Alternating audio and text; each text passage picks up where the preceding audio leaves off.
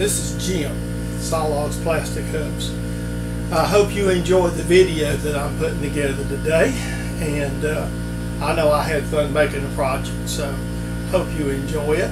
Have a great day and stick around and watch the video. Okay, had to get the peanut so fun out of the way. I'm going to open it and show you what's the box. You can see what it is now. I have no paper shank drills, and I was looking for some. And you heard me tell the story about going to the auction the other day. Well, some of the things I get aggravated, well, not aggravated, but eBay spoils us because we get so many things off eBay. And these are used taper shank drills that I've seen on eBay in a group. Just a few sizes it's going to fill in. It's going to allow me to drill with. There's just a couple of these boogers though. I'm going to have to do some serious work on it. But it is what it is when you go to eBay and buy them. The MT3s, they're 15/16, basically they're up to 1 inch in Morse taper. Basically a 15/16, 31/30 seconds, 13/16, 29/30 seconds. And you know, so that gives me 4 drills sort of between, a little bit between a ½ inch and the other. And I have another one that I put a sleeve on. The only thing I see wrong with these are all good American drills. Some of these got a little rust on them, but some of these look like some of them look like pretty good, but these two are flat. I'm gonna have to grind them. So that's one purchase. I'll open the other box up here and show you it. So just hold on, we'll leave the drill sitting here. I seen this on eBay. This is what it's for. Home drills on the MT3. Somebody just made these and put them on there for sale. Like it's made out of wood. Real neat looking little thing here. So for the few drills that I'm going to keep of MT3s, it's going to be ideal. Just like to me, I got to sharpen some drills and clean some. I'll probably clean the rust off the base ends and be done with it. But that's today's little purchase off of our. And like I say, sometimes I went to the auction and was literally going looking to buy me some drills. And when I was at the auction, no such luck. Well, let me see how this is going to mount. I've got a plan where to put it, so let me see what I need to do. Before some wiseacre gets a hold of me, yes, I know that's a metal cutting bandsaw. Yes, I know it's a metal cutting blade, and yes, I know I'm putting a piece of wood. But I need this cut one piece of wood and cut it 17 inches long, and I'm going to use it to mount my tool, my thing on. It's a lot simpler than just dragging a saw out. It's easier for me to unplug it and move this one. So, that's what we're doing. There's the mounting job of the drills. That's the drills that came in today, and I've mounted them, put them up. That's kind of where I want them to be, but it's behind my, I want them behind the lathe. So if I need to drill some larger holes, I mean, I still need a couple of more larger bits, or larger drills in the MT3s, but that'll kind of get me going there, and I won't have to rely on some of the larger sizes as much as on the S&Ds. They're sitting on the lathe there beside there in the wood in the box, but that was just the idea. I have what's so bad is 2 of them drills somebody made flat bottoms out of them. So I had to stop and drill them real quick. My hand drilling, I got to go out there and cut the grinder off, and that's why I got 3 grinders. But that kind of got that cleared up, and we've got the grinder, we've got the drills on slots, and everything set up there. So now I'll be looking for some more MT3's a little bit above an inch. Really, if I just had an inch, you know, this lathe has got kind of limited, so if I could just get maybe an inch and a quarter, or a couple of 64ths, not quite an inch and a quarter would be good. I've got a spread there. There's a pretty good gap. There's a 9/16 to a 15 there. 9/16 wasn't, I don't know where I got it at. And I put an adapter in it, so it's already set up. So that's one thing. Oh, by the way, I'm making me a list of some things I want to be doing too. I don't know if you can see this or not. Back in that corner, maybe I'll pull back and zero in and get a little more light in the subject. I don't know if you can read my list there. You can see it's back here. So if I can zero in, I don't know, the light's not that good in that corner and I ain't got nothing to shine on it. But basically some of the projects I want to be dealing with, some of this is stuff that I need to do. A, to get the press finished back up now that I've got it. B, is another project I want to deal with. Okay, so there's you another one for the shop list. Alright, today I've been working on, I come out here a little bit this afternoon and I decided I was going to work on some of my list. And what I'm doing is I'm starting some of my press improvements on the press that I picked up at the auction the other day. So one of the things that I'm fixing is I'm actually making a little collar for the, I may have already done one thing off camera, I'll show you later, but went out to my scrap pile and grabbed this little old piece of mystery steel, probably 1018, and all I'm doing,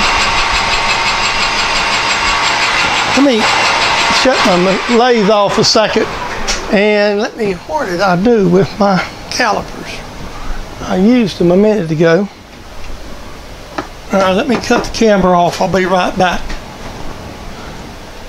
We're making some cuts here, cutting it down a little bit. What I'm going to do is I'm cutting it down to about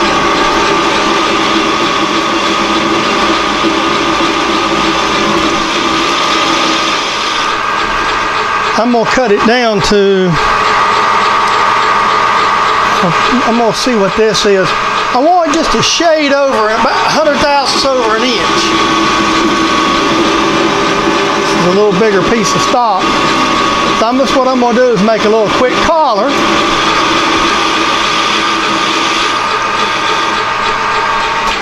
And drill it. Nothing precise, probably take the, alright.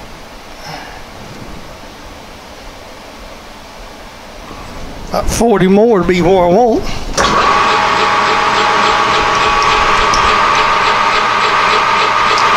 Like I say, this ain't hit the numbers precise.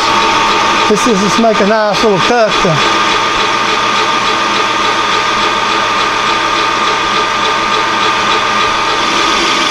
make a little collar. We're going to drill a hole through it, and we're not going to get precise.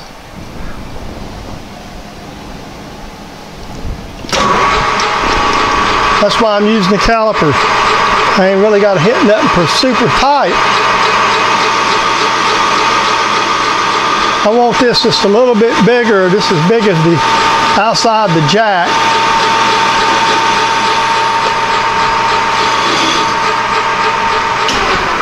So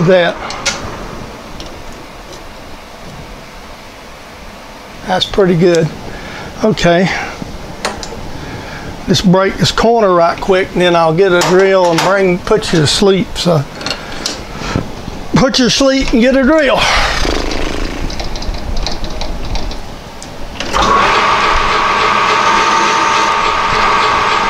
All right, I'll put you to sleep. All right. drilling, what I'm going to do is I'm drilling this out a little bit undersized, I'm hoping. And we're going to bore it. This is one of the new taper shank drills that I just got today, so we're going to break it in. This is why I want them for, stuff like this.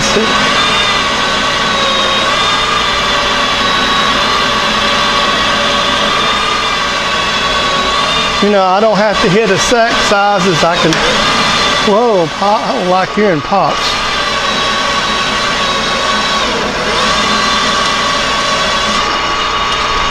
You have to take your time with this lathe because it don't have a horsepower that, so you don't just go barreling in there, you just sort of drill a little bit at a time. And we're just trying to get I'm just drilling in there about 1 inch deep. All I'm doing is making like a collar, and I'm actually going to slip its collar over this.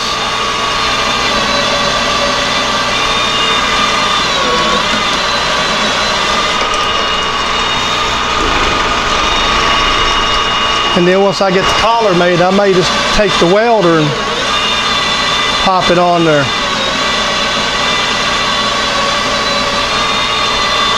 This handle was really nicely machined.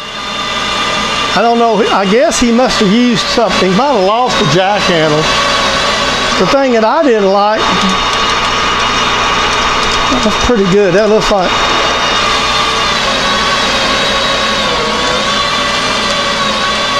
old drill doing pretty good. Old Grizzly doing pretty good too. That ought to be deep enough. All right, let's make sure we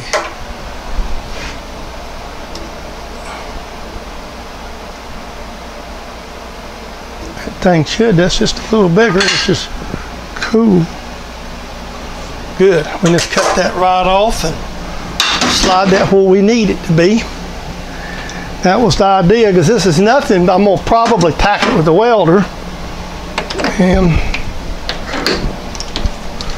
oh, so this is all this is for, is to be slid down on the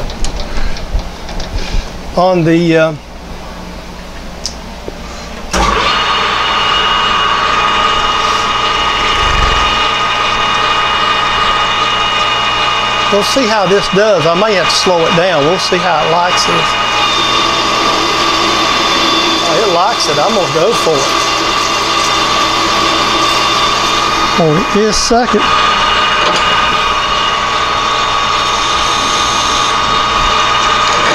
This is going to be a little big, and that's going to be fine, because all we're going to do is slide this collar down on here and give it a weld job here in a minute. There we go. One sleeve made. All right, I've set this up on my vise there. I've lined it up and checked it, so now this will give me enough fit for it to fit in. And this collar was made loose because we're going to weld it. So next step is to get the welder out. Normally, I don't show welding, and I'm a little duplicitous about it anyway, so I'll be the first to admit that I'm not a really good welder. But we're going to give it a whirl today, because this is not a big welding job. Well, it helps first if you plug the welder up. It wasn't plugged up. Now my welders, if you might have heard me mention this is probably 20 years old. It's a Daytona MIG. They used to advertise these in the racing magazines back in the day. So I'm just going to hit it, the tack or two right there, just to hold it in place.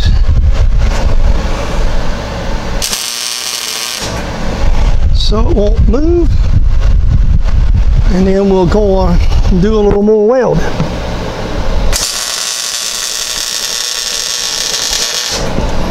That looks good to me. Now I can kind of just turn it around in my vise. If you'll notice, my ground clamps is hooked to the vise there, so I'm not a Tom Knopp